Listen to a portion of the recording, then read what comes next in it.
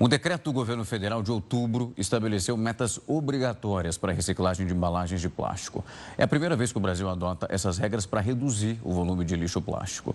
Essa medida instituiu o Sistema de Logística Reversa de Embalagens Plásticas e sob a responsabilidade dos fabricantes, importadores, distribuidores e também comerciantes. Para entender melhor como vai funcionar esse decreto, o novo sistema de reciclagem, nós recebemos aqui Adalberto Maluf, ele que é secretário nacional de Meio Ambiente, Urbano, Recursos Hídricos e Qualidade Ambiental do Ministério do Meio Ambiente e Mudança do Clima. Secretário, uma ótima noite, é um prazer recebê-lo aqui.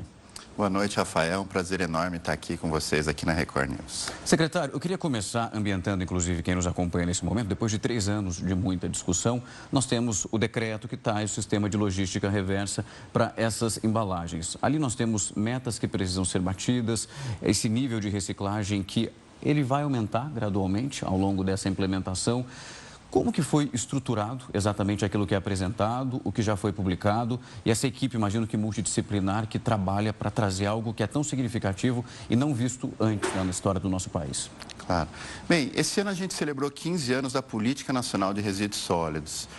Mas um dos seus principais instrumentos, que é a logística reversa, isto é, o trabalho que as empresas, fabricantes, importadores, comerciantes que vendem produto têm que fazer para recolher e recuperar e reciclar, ele era baseado em acordos setoriais e marcos que não tinham muita efetividade. Então, o que a gente fez nos últimos 2 anos, desde consultas públicas, trabalhando com os diferentes setores, foi criar uma legislação que trouxesse mais clareza sobre o papel de cada um dos atores. O que o importador de plástico faz, o que o fabricante de embalagem, o vendedor de marca, como o papel das cooperativas de reciclagem, como as prefeituras atuam.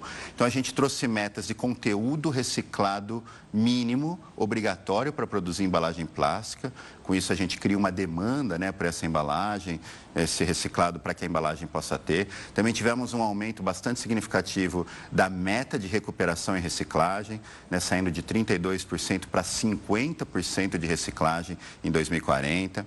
Tivemos também nesse processo a criação de índices de reciclabilidade para o plástico, obrigações relacionadas ao o que e quem deve fazer como rejeito plástico que é triado pela cooperativa. Trouxemos estímulos também para as embalagens retornáveis, reutilizáveis. Então, o decreto, pela primeira vez, ele conseguiu consolidar toda uma boa prática que a gente viu na Europa, em outros países do mundo, que tiveram resultados importantes. Esse decreto foi acompanhado também com o decreto Estratégia Oceano Sem Plástico, que foi publicado também em outubro. Ele trouxe alguns outros comandos para a gente tentar reduzir o uso de embalagens que têm menor reciclabilidade, embalagens de uso único, descartável, que podem ser substituídas por outros tipos de materiais e assim estimular a indústria de plástico, que é uma indústria muito importante, o plástico é um produto importante, mas a gente tem tipos diferentes de plástico que podem ser ter maior reciclabilidade, Então a gente trabalha muito com a indústria. Esse decreto, inclusive, teve o apoio muito forte do setor industrial, vendo não só as oportunidades, os materiais substitutos, por exemplo, desses descartáveis, mas em especial para, ao invés de ficar extraindo,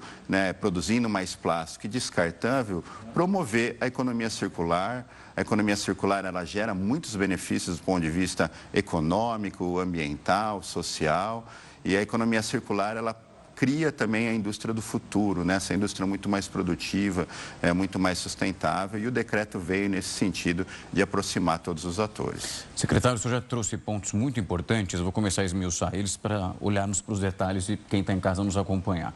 Principalmente o nível de reciclagem que nós vamos ter. Quando nós olhamos, inclusive, os dados das Nações Unidas, o nível mundial da reciclagem do material plástico, ele fica na casa de 9%.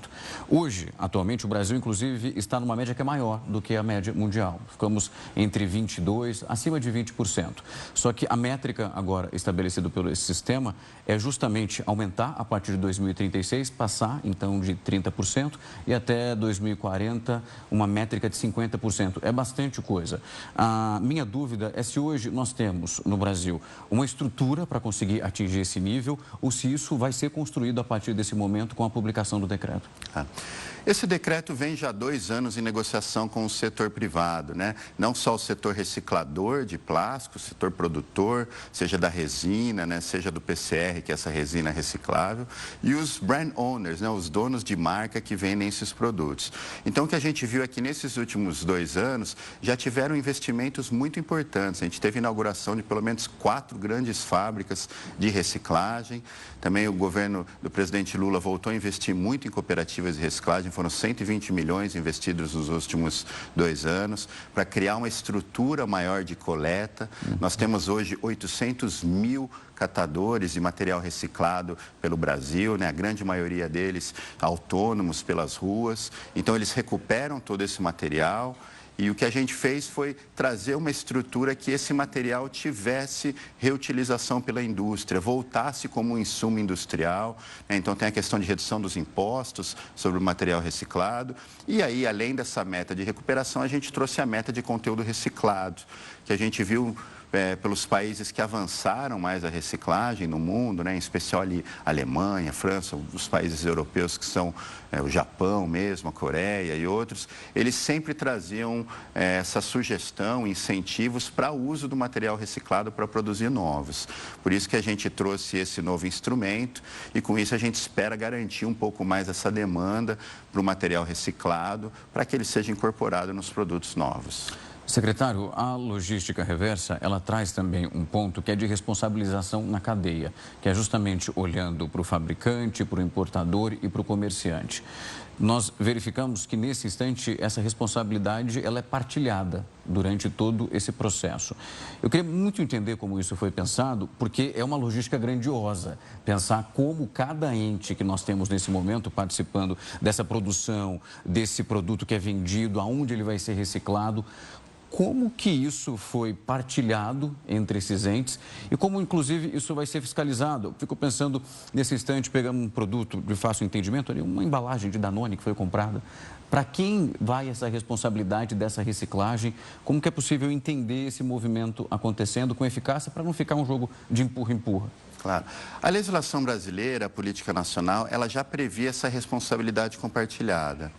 Mas como a gente não tinha uma descrição, um detalhamento de o que cada ator da cadeia deveria fazer, era aquele empurra-empurra que ninguém fazia nada, né? Então, a gente discutiu muito com os setores e trouxe mais clareza. Então, o fabricante faz isso, o fabricante de embalagem faz aquilo, o importador isso, o distribuidor, o comércio, o consumidor, trouxemos metas para os consumidores também fazer a separação dentro da sua casa. Então, ao ter um pouco mais de clareza sobre o que cada um tem que fazer, a gente ao mesmo tempo trabalhou na Comissão Tripartite Nacional com os estados e os municípios, uma resolução do Conselho Nacional do Meio Ambiente que fala sobre a fiscalização e o monitoramento e lançamos junto com a Abrampa, que é a Associação Nacional do Ministério Público para o Meio Ambiente, um novo sistema chamado SISREV, Sistema Nacional de Prestação de Conta da Logística Reversa. Hoje, um empresário, né, que vende qualquer produto pelo Brasil, ele tem que entregar relatórios para 26 estados e para o Distrito Federal. Então, isso gera uma burocracia muito grande e uma desorganização do ponto de vista de fiscalização. Então, com a criação desse sistema nacional, as empresas têm que colocar os seus relatórios em um sistema único, aí você tem lá a camada dos estados, dos municípios, junto com o poder fiscalizador, e aí a centralização desses dados, na nossa opinião, ela vai facilitar, né, tanto o monitoramento quanto a fiscalização pelos entes ambientais que precisam fazê-lo. Secretário, eu queria muito agradecer o tempo e a disponibilidade para vir aqui conversar com a gente, explicar a importância que tem esse novo modo de pensar essa reciclagem, essa economia circular, que é uma coisa que precisa de uma musculatura cada vez maior para funcionar e que nós consigamos, de uma maneira muito eficaz, cuidar daquilo que nós consumimos, entender a importância de participar desse processo todo. Muito obrigado por falar conosco. Nós que agradecemos. Rafael, muito obrigado, em especial por trazer esse tema tão importante, né, que impacta a poluição, impacta nossas vidas, a produtividade das empresas e, em especial, gera um meio ambiente mais equilibrado. Muito obrigado, secretário.